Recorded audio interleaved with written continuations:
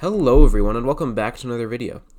Today I'm going to basically explain the different ways of looking at emotions and the false dichotomy between emotionalism and repression that exists very commonly throughout the culture, and how basically this is very clearly shown in the way that the Jedi and the Sith are portrayed in Star Wars. I was thinking about this dichotomy and basically different aspects of philosophy in Star Wars, because Star Wars, there's actually a lot of interesting philosophy that's talked about in Star Wars, which I don't know, it's not the deepest stuff in the world, but it's actually very interesting to look at it and look at how it deals with different religious themes and stuff like that, that I find really interesting. But I was generally thinking about Star Wars and the emotional dichotomy that is kind of portrayed, and how it actually kind of clarifies what this sort of stuff looks like in action. So basically, the Sith are basically examples of emotionalists, basically people who let their emotions drive them, let whatever their emotions feel control what they do. And the Jedi are examples of people who are repressed, who keep their emotions down, don't show their emotions as much. Now, obviously, one is a lot more toxic than the other. However, both have disadvantages.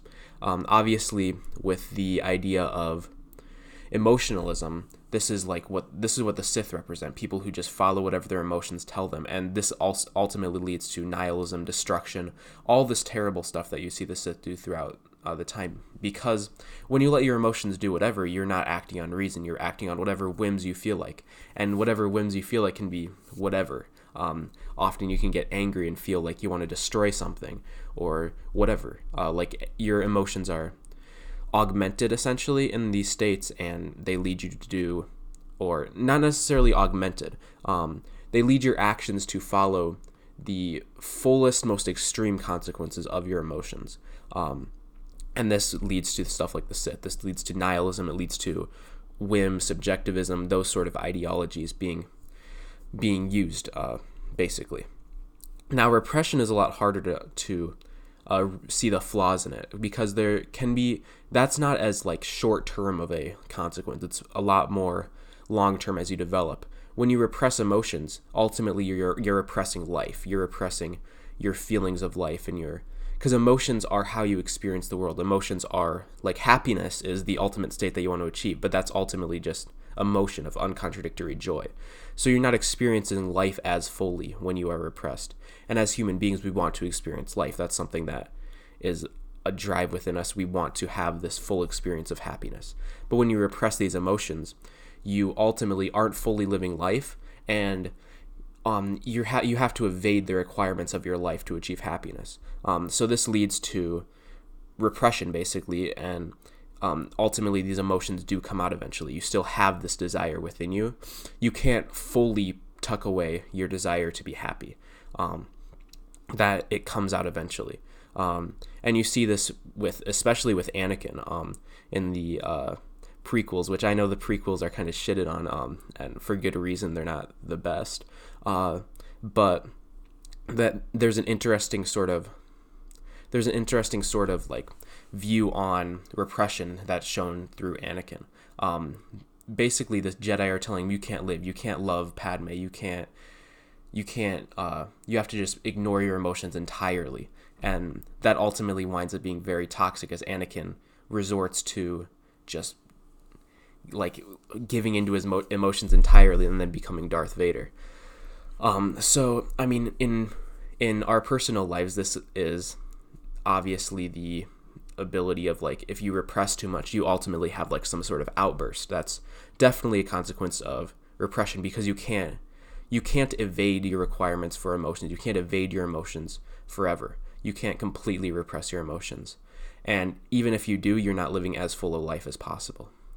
So this is basically the false dichotomy of how to deal with emotions that our culture presents us with. It presents us with the idea that you either repress your emotions or you give into them entirely.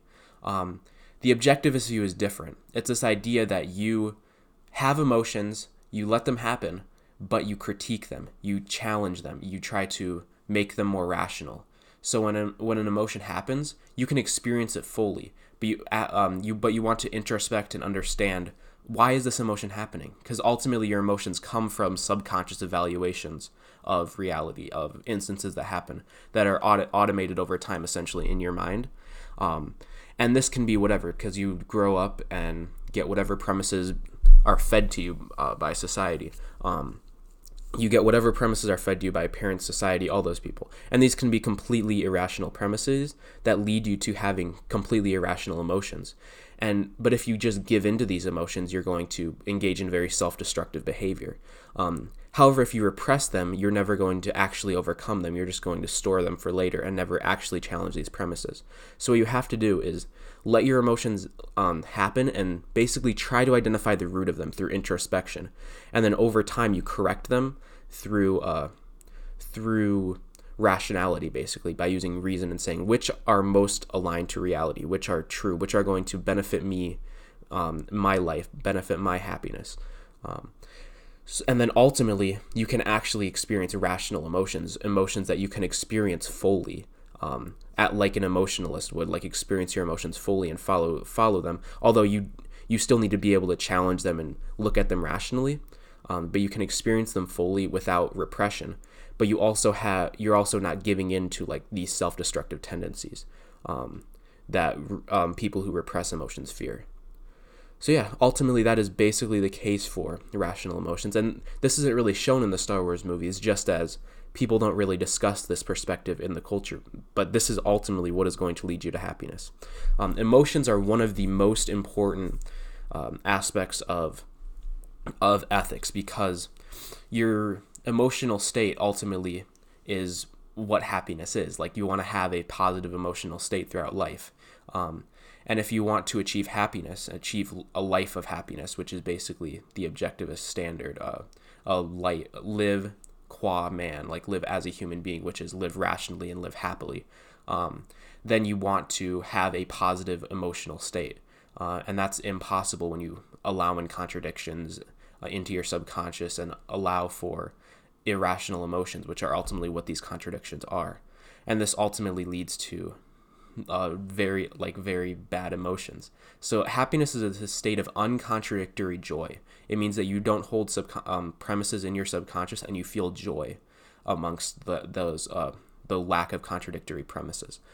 So essentially that is the objectivist view, and that is how you live a happy life, because that is your purpose of life. That's why you want to live at all, because of the potential for happiness in life.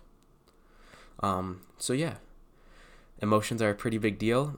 Don't fall into the false dichotomy of emotionalism or repression. Follow objectivism. So I think that's all I have to say for today. Thank you guys for watching, and I hope to see you in the next video. Peace.